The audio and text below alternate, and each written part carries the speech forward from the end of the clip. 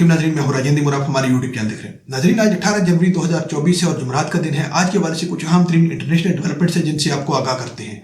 अब नाज़रीन, होता कुछ यूं है कि इस वक्त जो दुनिया भर के ऊपर 3 जो बड़ी जंगें मुसल्लत हैं, उनमें से जो बाद के अंदर जो 2 जंगें स्टार्ट होती हैं, जिसके अंदर दूसरी जंग आपने देखी है इसराइल और फलस्तीन के दरमियान, फिर तीसरी जंग जो आपने देखी है, तीसरी बड़ी जंग आप इसको कह सकते हैं या खूनरेज जंग आप इसको कह सकते हैं, जो अब बनती जा रही है। मिडल ईस्ट का जो कन्फ्लिक्ट मशरिक़ वस्ता के अंदर जो उभर कर आपके सामने आया है, फिर उसके असरात आपने पाकिस्तान के ऊपर भी देखे हैं, डायरेक्टली जो है वो उसके असरात भी आपने देख लिए हैं, फिर ईरान के ऊपर भी देख लिए हैं, बल्कि पूरे खत्ते के ऊपर देख लिए हैं।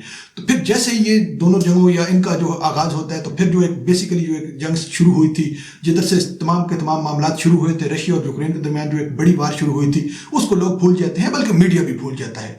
मगर अब उस जंग के हवाले से कुछ खतरनाक तरीन किस्म की अपडेट्स आ चुकी हैं। अब दोबारा से उस जंग को जो है वो चिंगारियां देना शुरू कर दी गई है रूस की जानब से। थोड़ा सा आपके साथ चीजें शेयर करेंगे, थोड़ा सा आपने गौर करना होगा। अब देखिएगा नाजरीन, रॉयटर्स की एक खबर है, थोड़ा सा आप देखिएगा, फिर आपके साथ तमाम तर चीजें डिस्कस करते हैं। Ukraine start to rebuild towns and cities even as the war rages on। अब नाजरीन, होता यूं है कि जो एक यूक्रेन का प्रेसिडेंट है व्लादिमीर ज़ेलेंस्की, उसकी जानब से एक डिसीजन किया जाता है। वो ये डिसीजन किया जाता है कि जंग के अंदर तो हम ऑलरेडी हैं, मगर जो कुछ लोग, ज़्यादातर जितने लोग मर चुके हैं वो तो जो बेचारे हैं, या जो कुछ कैजुअलिटीज हो चुकी हैं वो तो हो चुकी हैं ऑलरेडी, मगर अब हमें जो है वो आगे बढ़ना चाहिए। पोस्ट वार जो है वो कुछ इस तरह के जो है वो स्टेप्स लेने चाहिए। तो फिर उसके अंदर वो ये स्टेप लेते हैं कि अब हमें जो है वो अपने इंफ्रास्ट्रक्चर को रीबिल्ड करना चाहिए, लोगों को घर बना के देने चाहिए, या जो कुछ भी हुआ है तबाही उससे निकलने की कोशिश की जानी चाहिए।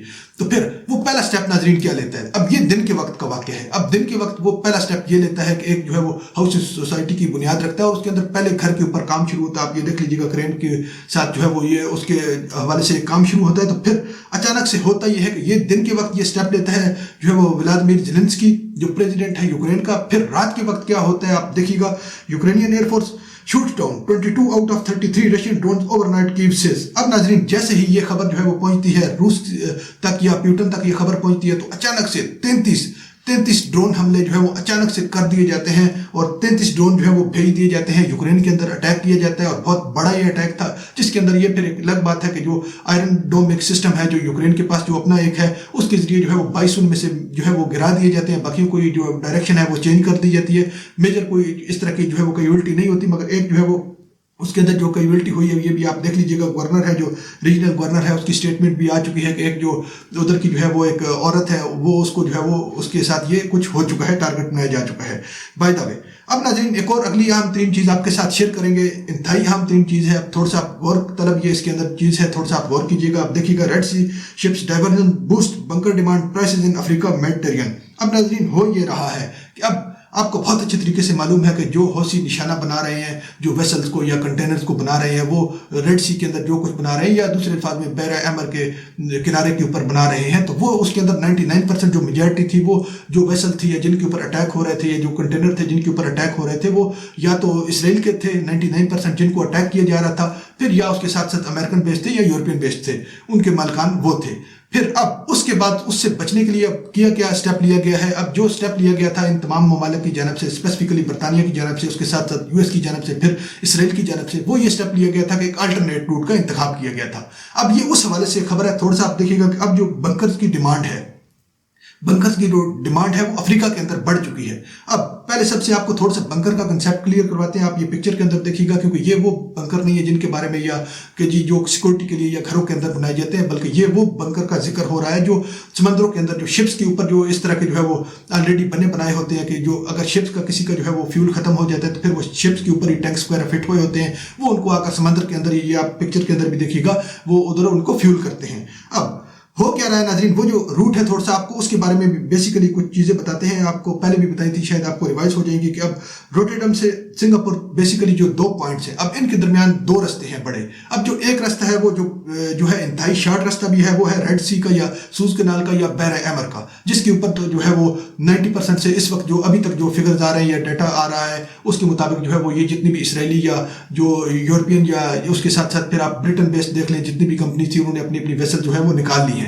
फिर अब जैसे ही उन्होंने निकाली है तो फिर कैप ऑफ गुड होप का एक जो रोड निकलता है वो फिर, या ये जो एक समंदर के अंदर जो एक रास्ता है वो ये रास्ता है नाजरीन कि आप थोड़ा सा देखिएगा अफ्रीका से गुजरता है। अब उसका जो एक डिस्टेंस है ये भी आपको बहुत अच्छे तरीके से पहले भी बताया था, अब आप देख लीजिएगा कि अगर आप रेड सी रूट को यूज करते हैं तो 8301 नॉटिकल माइल्स का बन रहा है जो सफर है। फिर उसके साथ कैप ऑफ गुड होप का यूज करते हैं तो 11,700 जो है वो 58 बन रहा है। भाई तब ये तमाम चीजें आपके साथ शेयर किए। अब हो ये रहा है नाजरीन कि उस रास्ते के ऊपर जाने के बाद, क्योंकि जैसे ही उस रास्ते का इंतखाब किया गया सबसे पहले अमेरिका की जानब से, तो फिर तमाम तर जितने भी ये वेस्टर्न कंट्रीज हैं इनकी शिप ओनर्स ने जो है उधर उस रोड के ऊपर या उस रूट के ऊपर जो है वो अपनी शिप्स डाल दी। तो फिर अब बहुत बड़ा क्राइसिस जन्म ले रहा है अफ्रीका के लिए, क्योंकि अफ्रीका के अंदर जो है वो अचानक से एक इतना बड़ा डिसीजन जब ये लिया जाता है वेस्टर्न कंट्रीज की जानब से, तो अब उनके लिए फ्यूल करना जो है वो बहुत मुश्किल हो चुका है उन शिप्स को। क्योंकि अब इसके अंदर आप कुछ फिगर देखिएगा, अब उसकी जो प्राइसेज है वो 15% तक बढ़ चुकी है। राइटर की खबर है, इंतहाई ऑथेंटिकेटेड, जरा से आपके साथ रख रहे हैं चीजें। फिर अब उसके अंदर हो ये रहा है कि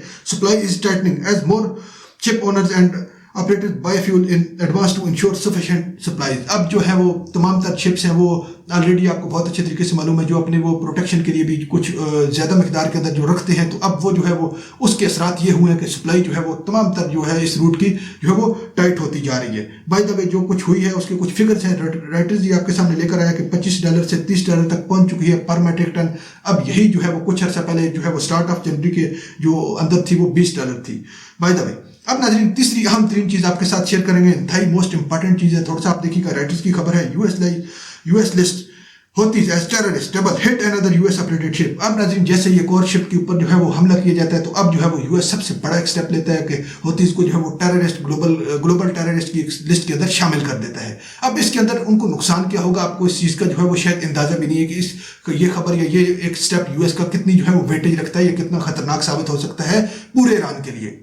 क्योंकि आप एक चीज इसको समझने से पहले आप एक चीज अपने माइंड के अंदर रखिएगा कि होतीज कौन है। अब होतीज वो हैं जिनको बैक कर रहा है ईरान है, क्योंकि आपने इस हवाले से आपके सामने ये कुछ न्यूज़ भी चल रही होंगी, आप देखिएगा कि इसके ऊपर जो है वो बाकायदा यूएस की जानब से और इसराइल की जानब से जो है जब इनको जो है वो वार्न किया जाता है तो सीधा कहा गया था। उस वक्त भी 2-3 बार आप इनके बयान देख लें जो मेजर न्यूज़पेपर्स के अंदर हैं कि जी आप ईरान को कहा गया था कि अगर आप होतीज को कंट्रोल नहीं करते तो हम तेहरान के ऊपर अटैक कर देंगे। तो अब ईरान की जो है इस वक्त आबादी है वो तकरीबन 8.9 करोड़ बनती है, 87 बिलियन जो आबादी है। अब वो तो इससे अफेक्ट होगी, वो अब किस तरीके से अफेक्ट होगी, क्योंकि अब अगर आप तुरंत फैक्ट्स एंड फिगर देखें तो इस वक्त जो होतीज की तादाद है 2020 के मुताबिक 2 लाख है। अब क्योंकि अब ये तो अगर आपके माइंड के अंदर ये आएगा कि शायद ये जो 2 लाख अफराद हैं या जो 2 लाख होतीज हैं इनको जो है वो टारगेट किया गया है। अब इसके अलावा ईरान की जो बाकी 9.25 करोड़ आबादी है वो सेफ है, तो ऐसा हरगिज़ भी नहीं है। अब इनके लिए जो फर्दर जो कुछ होगा या जो इनके लिए जो मुश्किलात होंगी वो आप बहुत अच्छे तरीके से जानते हैं। जिस जगह के ऊपर भी जाएंगे ईरान से बिलोंग करने वाला कोई भी शख्स, तो उसको जो है वो यही देखा जाएगा, इसी शक की या हकारत की नज़र से देखा जाएगा। फिर जो कुछ उनके फाइनेंशियल मामलात होंगे या बैंकिंग के हवाले से जो उनको मुश्किलात होगी तो वो तमाम चीज़ें आप लास्ट अपडेट है नाज़रीन आपके साथ शेयर करते हैं। Chinese PM not on my level Zelensky. अब नाज़रीन ज़ेलेंस्की का एक बड़ा बयान सामने आ चुका है, क्योंकि चाइना ने जो अपना एक बड़ी पेशकश की थी आज से 2 रोज़ कबल, जब हमने आपको उस वक्त भी बताया था कि हम अपना एक पीस प्लान देते हैं, आप इसके ऊपर अमल करके यूक्रेन और रशिया का मामला हल करें। मगर उसके ऊपर जो है वो आज अजीब तरीन किस्म के कुछ इस तरह के कमेंट्स आ चुके हैं। थोड़ा सा आप देखिएगा, आपके साथ शेयर करते हैं। There is a Chinese premier, अब उसी वर्ल्ड इकोनॉमिक फोरम के अंदर अब दुनिया भर के सामने उसने क्या कुछ कहा है, जहां 210 ममालिक के सरबराहान बैठे हुए थे। ज़ेलेंस्की का क्या कहना था, थोड़ा सा आप देखिएगा, ये मोस्ट इंटरेस्टिंग चीज है आपके लिए।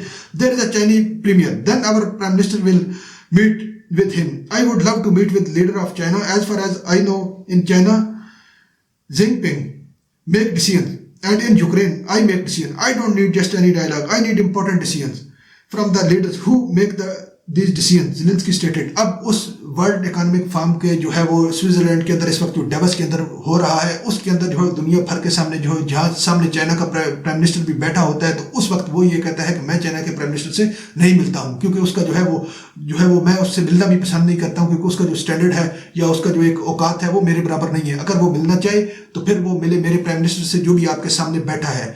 और फिर उसके ऊपर ये कहा जाता है कि अगर आप मैं मिलना पसंद करूंगा या जो मैं पीस जो एक पीस प्रोग्राम दिया गया है चाइना की जानब से रशिया और यूक्रेन के लिए, अगर उसके ऊपर बात करना चाहे तो फिर जो है वो मैं खुद जो है मिलना पसंद करूंगा जो है वो चाइना का जो प्रेसिडेंट है उससे। फिर उसका ये नाम भी दिया गया है जिनपिंग। तो फिर ये तमाम चीज़ें नाज़रीन आप अपने माइंड के अंदर रखिएगा। इंशाल्लाह नेक्स्ट व्लॉग में मिलते हैं। अपना ख्याल रखिएगा और अपने चैनल का भी अल्लाह हाफिज़।